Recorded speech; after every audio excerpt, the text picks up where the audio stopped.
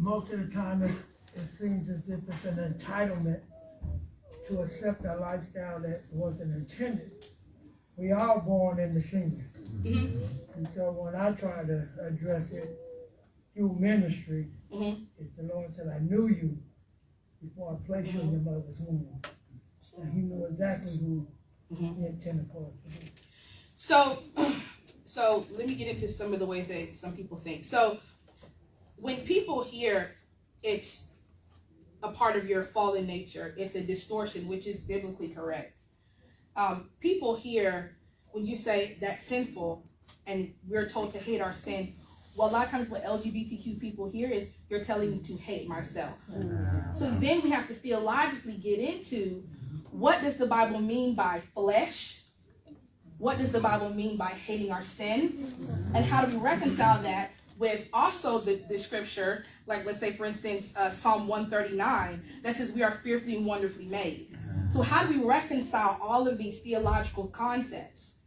Because it's not right just to say, no, God does hate you. God does hate your body. That's not right.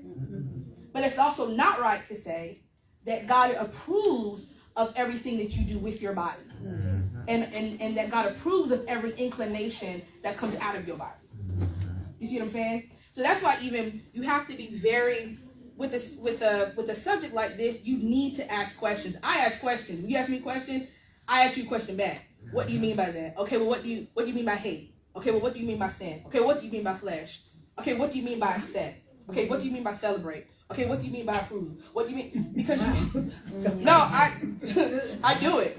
I do it because I want to make sure I understand where you're coming from so that I can answer you properly. Because one, I don't intentionally want to offend somebody, even though the truth will. But I also seriously care about what you're saying, and I want to make sure, as a Christian, that I'm responsible with how I handle you. So, everybody get that? Does that make sense? The church. Okay. Let's talk about yes, ma'am.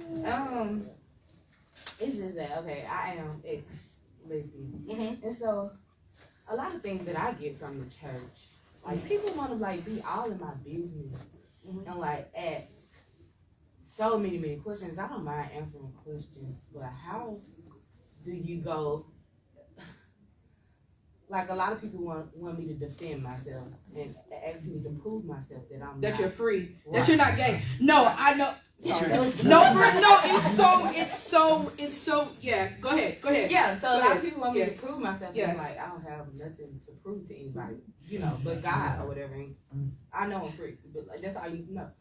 And it gets frustrating. Yes. I don't get you to try to prove yourself that you're straight, which is not my business.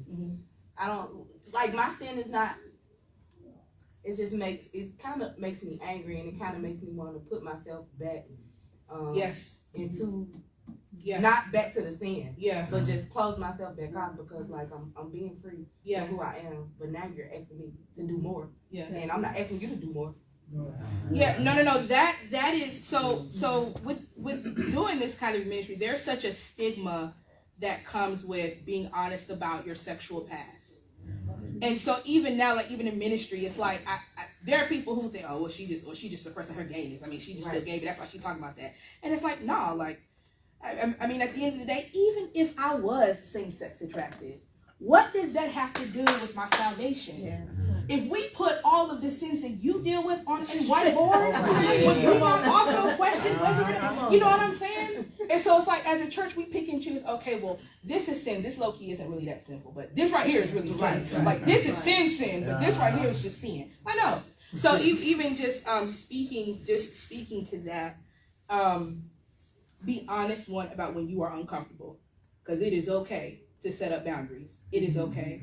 But also something that I've done, and I consistently do, especially doing ministry like this, I have to constantly remind myself, that I am truly justified by Jesus. And can't nobody take that from me. Can't nobody take that from me. Can't nobody. And it is really affirming yourself in the word. This world can be cruel. Right. Yes. cruel. In the church. And sometimes people within the church and outside of the church can be messy. In the church. It's not that we run from the church, Right. but we understand that people are here for the same reason I'm here, to become more like Jesus. And so sometimes there are going to be bumps in the road, but you have to continue just to reaffirm to yourself that you ain't got to prove nothing and that you are already justified. But no, it's so like no, it's so real. It's so real. I mean, I got stories. Your name is the highest. Your name